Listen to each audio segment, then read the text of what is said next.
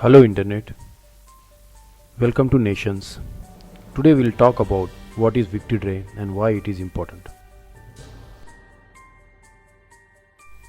On Monday, May 9th, thousands of soldiers, tanks and military vehicles will march through Moscow Red Square while fighter jets roll overhead as a part of annual Victory Day parade. This day of pride, which will be mark the 77th anniversary of the Soviet Union's victory over Nazi Germany in World War II, is seen by some observers as a propaganda tool for President Vladimir Putin's government, which is drawing on history for its ongoing invasion of Ukraine. And some fear that Putin will use this year's celebratory occasion to ramp up the war efforts.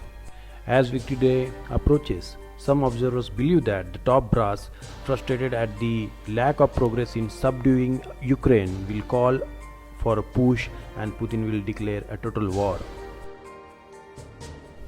Some also worry that Putin may announce mass mobilization, calling able-bodied men into service. However, earlier rumors of martial law and conscription in March proved to be wrong. It is also marked across the Russian diaspora and in other former Soviet countries, including Ukraine, which in 2015 symbolically moved the date to May 8 when Europe remembers the day.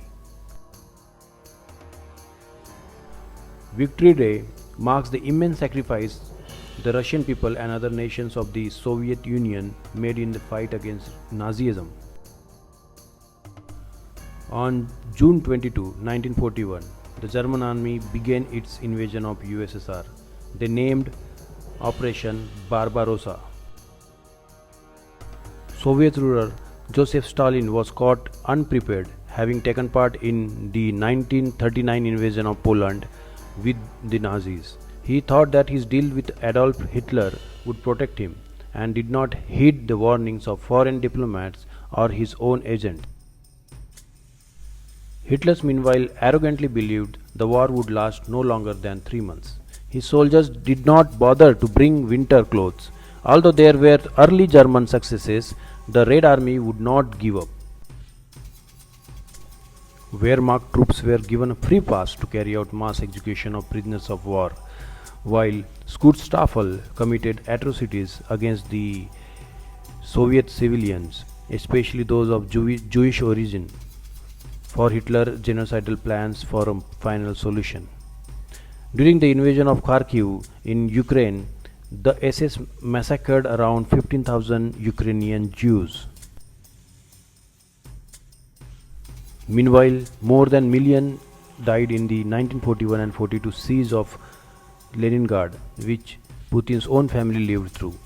The Russian president has revealed his older brother had died of diphtheria while his father served in sabotage squad and wounded. But by 1947, Germans' rapid advance collapsed under the weight of fierce Russian winter and partisan guerrillas, losing key battles such as Stalingrad, one of the deadliest clashes in the war, where General Paul's Sixth Army perished in their thousands from hunger, cold, and Russian gunfire. The Red Army's counterattack pushed the Germans back through Poland, and by 1945, German soldiers were raising the red flag over Reichstag. Now, as we are discussing about all this, let's talk about Ukraine and Stefan Bandera. Some Ukrainians, having survived the horrific famine under Soviets, initially welcomed the German as liberators.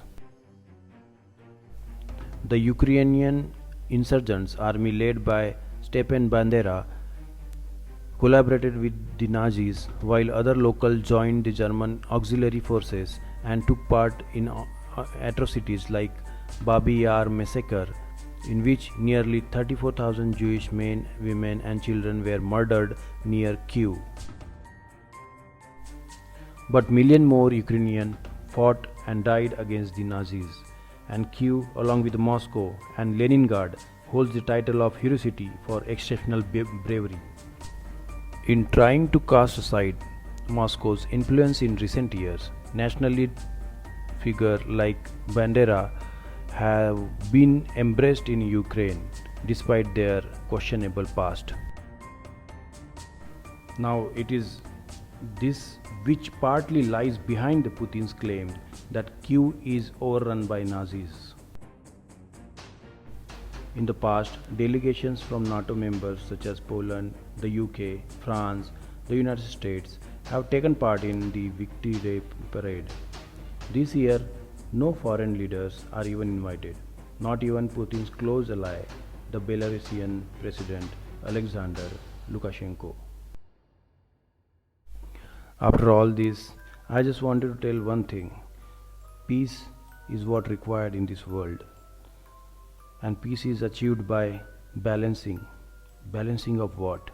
Balancing of our own nature, balancing of our own thoughts, balancing of our own positives and negatives, balancing of everything. So, once you find the balance in sync with the nature, you will find peace.